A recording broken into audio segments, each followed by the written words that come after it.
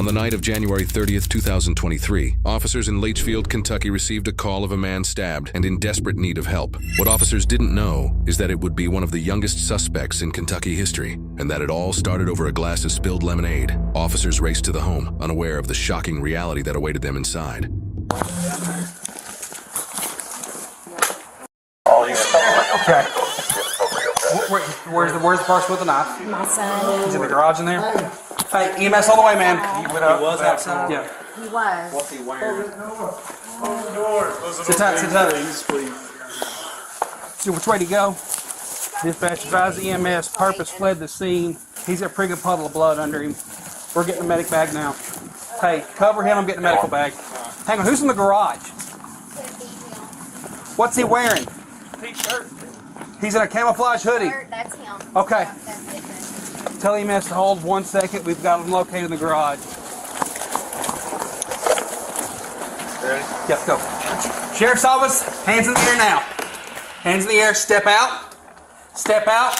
Face away from me. Hands on top of your head. Put your hands in small your back.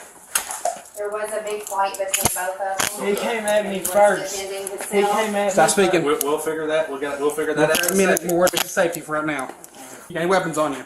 No, I just had my phone Where's in the- my right pocket. Your phone's in your right pocket. Listen. Listen to me. You have the right to remain silent. If you say, can be used against you in the court of law. You have the right to an attorney. Speak with an attorney, okay? Walk this way. Justice security real quick if you don't care. You double lock these? Yes.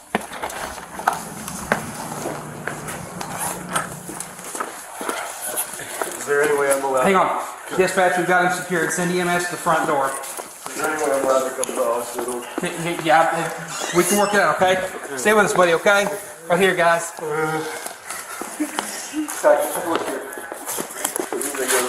Stretcher. Stretcher, got it. All the way in? Yeah, bring it all in.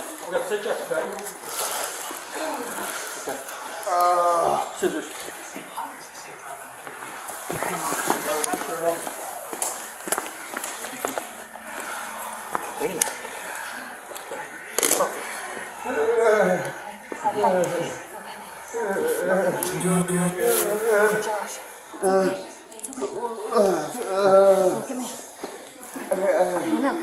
What's going on? You've been stabbed, buddy. You've been stabbed in the back. It's gonna be okay, though. I'm gonna get you to the hospital, okay? You have to go get it. Where you guys want to shake us with the knife was? I just seen him go out the back door. So you seen him go to the back door with the knife? I don't know. Okay, we'll get He him went loaded out. and we'll worry about that, okay? Josh, keep your eyes open for me, buddy. Okay? Keep talking to us, buddy. Josh. Hey, look at me. There you go. Josh. Ma'am, do you live here? Yes, this is my home. Yeah, is that your husband, I guess? Yes. Okay, and the gentleman, is that your son? Yes, and this is my stepson. Stepson, okay. It's okay. No, I need you to breathe, okay? Keep breathing, keep talking. Yeah, that's his Okay. stepson. Yes. Just keep breathing, okay?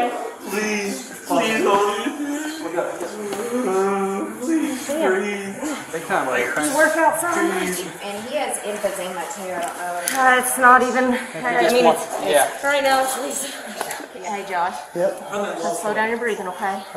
I know. You'll be okay. I promise. Alright.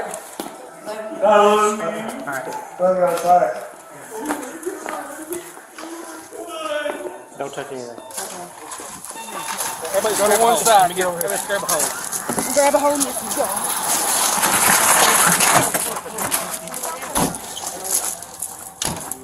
As Timothy Josh Higdon was rushed away by EMS, deputies turned back to the crime scene. His fate still in doubt, they prepared to search for the knife and begin speaking with family members. I don't see anything laying out like obvious. Alright. Didn't they say he went to his bedroom first? Yeah, we'll check that in a second. Alright. He was covered in blood. I checked where he was standing in there. I didn't see anything there either. If he threw that out in the yard, Sean's dog has helped me find guns before. Don't holler at him. See if he can see how he do with blood. Thank you, sir. Alright. So, hop back and photograph where he found him. We need to get that blood photographed. Before Mama goes and cleans it up. Let's retrace his steps while Justin's making that phone call, okay? How's it going? You doing alright? This is your sister's house? Yeah. Okay. What's going on? Somebody stabbed somebody. Was it Ethan's dad? I'm not sure who it was. We got one detained. They're taking one to the hospital. If you don't care, just hang out right here for just a minute. Ma'am, do we have, they're taking him to Litchfield. We have your Taking permission. care now? We take him to Litchfield. Josh or? The Josh, your husband, okay, to go straight on that. We have your consent, look for the knife and look for any evidence of what happened. Yeah, he went straight out the door though. It would be out the door. So he went out the Because front door or the didn't back come. door? Pretty sure the garage way. Okay. All right, where did the fight happen at here? Yes, right here. So this is where he collapsed at? This is where they had each other down. Okay. What was When the they fight, it is not good What were they ever. fighting over? But they've never hit each other. He punched and spilt lemonade. That's why I had all this stuff pulled out over here. Lemonade went everywhere. And Josh, my husband, got upset about it and questioned him, and then they got in a fight. Let's you can, get a little bit of rest off you. Luke, it's gonna be okay. Your dad's gonna be So okay. I'm going to be taking him to the sheriff's, your other son to the sheriff's office for processing. This is pretty steep charges. Assault first degree. It's not just a murder. But I don't know the extent. Like, I always turn away. I know he went after Ethan. I don't know. Ethan was probably, he always carries like a pocket Ethan knife. started swinging at him when Dad put his finger in his face. Okay, what's your husband's name? Timothy Joshua Higdon. Hey, you busy? I got my girls with them. We got a juvenile that has stabbed his father, and he's thrown the knife somewhere. I didn't know if you'd be able to bring the dog out, maybe find it. You know, like in the area through that? He was in the house and went out the back door to the garage, so we're thinking it's somewhere in there. Did you find it, Wally? Blake? Not yet. I've been just getting their information. Okay. All right. And what's your name, young man? Joshua Lucas Higdon. Josh. You go by Josh? I go by Luke. Luke? Okay, Luke. Yeah. Is there any way my sister's out there if she can come in? Yeah, I told her just to hang back there, and as soon as we get this area Everything photograph and done. stuff, it's fine. The young man you have detained out there, what's his first name? Ethan McKinney. So let us look around here. Do you hold Sean? I talked to Sean, he said he's going to take his kids across the road and he'll be here. Can I get an extra set of clothes for Ethan? Yes. Okay, if you don't care, go grab that for me. Okay. So what's going to happen with Ethan? So I'm going to contact CDW, which is court designated worker. She's essentially the go-between between prosecutors and juveniles. CDW contacts the judge. They go over the severity of charges, decide whether he is incarcerated in juvenile detention center or released to a guardian. So he's your biological son, correct? Yes. Okay. Does he have any other guardians in this community? Not in this community. Okay. Is his dad in the picture? Kinda. Okay. Kinda. Okay, where's his dad live? Lexington. Okay, all right. If you don't care, ma'am, I'm going to talk to Luke for a second. If you want to go out there and talk to your sister. All right, Luke. Obviously, it's been a bit of a chaotic night. Just from the beginning, take your time. What happened this evening? Pretty much. I'm going to mute the TV, okay, so I can hear you better, okay? So Ethan's getting taken to the police station.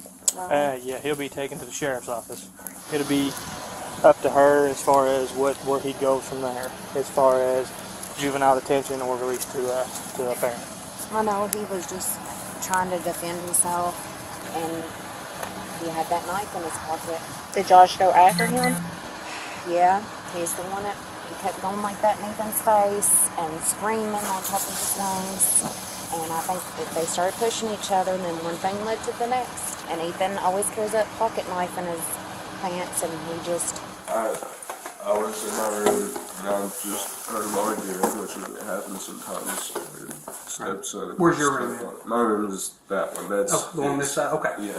I come out here to take out the trash because that's my chore for this week.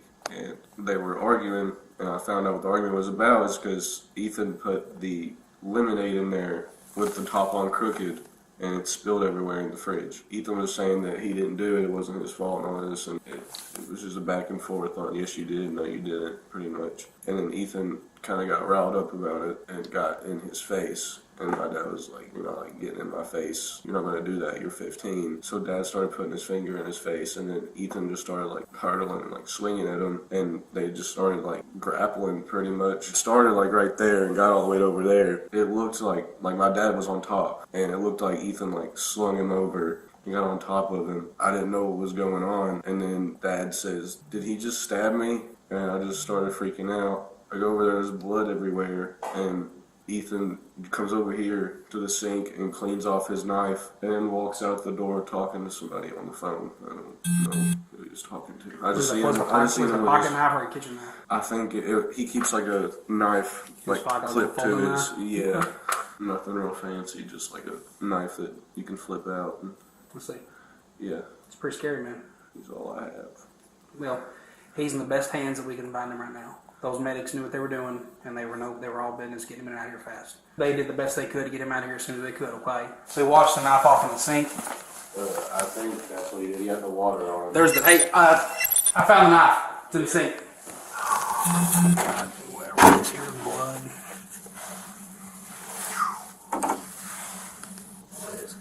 Oh, left the handle.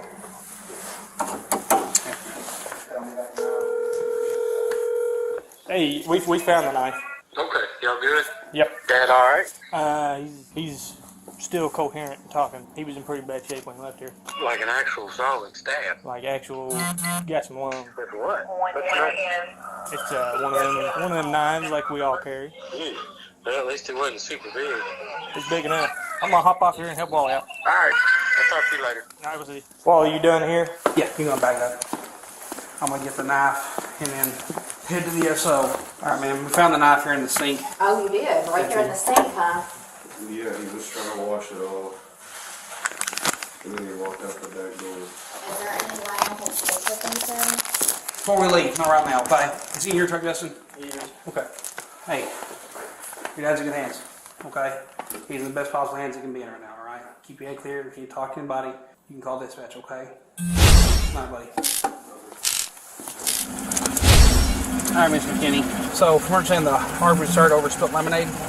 Okay. Did you see any physical altercation? Yes. They were screaming. It started off screaming. Josh started putting his finger in Ethan's face. They started shoving back and forth. And then that's whenever Josh took his hands and just pushed Ethan as hard as he could against the wall. From there, they fell to the floor and they were wrestling each other. And when they were in the floor wrestling, and Ethan was like, get off of me, get off of me. And then all of a sudden I heard Josh said, he stabbed me, he stabbed me. Okay, but we got his shirt and the knife. We're going to go to the sheriff's office from here, okay? Is there any way I can speak to him before y'all go? Just Briefly.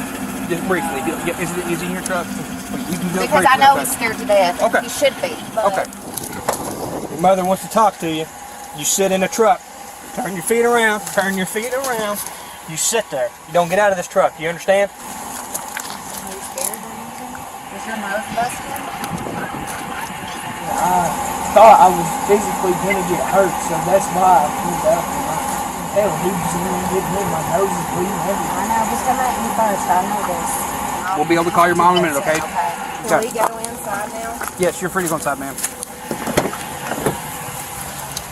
We're buckle you in. Hey everyone, welcome back to AWWWWUSACAM. Tonight we're diving into a topic that's been quietly creeping into headlines, security footage, and maybe even your own neighborhood, theft. From cities to peaceful suburbs, the number of break-ins, thefts, and robberies across America is rising faster than most people realize. Now, theft has always existed. That's nothing new. But what's happening in 2025 feels different. We're not just talking about isolated incidents or the occasional stolen bike. We're talking about organized groups, smarter methods, and everyday people suddenly realizing, wait a second, it could happen to me. Across the country, reports of property crime are climbing. In California, police departments have noted spikes in car break-ins. In New York and Chicago, small business owners are reporting stolen goods, smashed windows, and empty shelves. Even in small towns, the kind where people used to leave their doors unlocked, residents say they're sleeping less soundly. The data backs it up. According to FBI estimates and local law enforcement reports, thefts, from shoplifting to home burglaries, have increased by nearly double digits in some states since 2022. And experts say it's not just about bad guys, it's about circumstances, a mix of economics, technology, and plain opportunity. Gone are the days when a thief was someone in a black hoodie sneaking around at midnight. Today, theft looks smarter. Criminals are using technology, Wi-Fi jammers, GPS, and even social media to plan their crimes. And here's the scariest part. Sometimes they know more about you than you think. Think about it. How often do we post when we're out on vacation? How often do we leave packages sitting on our porch? For modern thieves, that's not just coincidence, that's opportunity. Every neighborhood has that one house with a Ring camera or motion sensor lights, but thieves are learning how to get around them. Some carry devices that block camera signals. Others wear masks that confuse AI-based systems. In short, the tech meant to protect us is now being challenged by smarter criminals. Car theft has become its own epidemic. With push-button starts and keyless entry systems, stealing a car no longer requires smashing a window or hot wiring. Hackers can clone a digital key in under a minute. In 2024 alone, cities like Detroit, Atlanta, and Los Angeles reported a surge in car thefts, especially of certain models that are easy to exploit. TikTok trends even fueled it. Yes, people literally turned car theft into a viral challenge. That's the reality we're living in. Crime is no longer just a back-alley issue. It's gone digital, viral, and mainstream. When crime rises, everyone looks for someone to blame. But the truth is, it's complicated. Experts point to a few big factors. Inflation, rising rent, job insecurity. When people struggle to survive, desperation can push some to steal. Police in many cities theft spikes to unemployment and cost of living increase. In some states, laws changed during the pandemic to reduce jail overcrowding. Certain petty thefts are now treated like misdemeanors, small fines, quick releases. But critics argue that's made criminals bolder. They know they might walk free within hours. When someone steals electronics, luxury clothes, or even baby formula, they don't have to sell it in dark alleys anymore. They list it online, on eBay, Facebook Marketplace, or lesser-known platforms. And just like that, stolen goods turn into a single organized group can steal thousands of dollars worth of goods and sell them within hours. No questions asked. And police, they're struggling to keep you behind. Every statistic is a story. A small business owner in Chicago whose store was broken into 3 times in a month. A family in Texas who woke up to find their car and their toddler's car seat gone. An elderly couple in Oregon who lost their jewelry and decades of memories in one night. These stories don't always make national headlines, but they tell the real story of what's happening across the United States. A quiet erosion of trust and safety. When theft becomes normal, when people stop being surprised by it, that's when society changes. Neighbors, businesses install bars on windows, start locking themselves down, both physically and emotionally.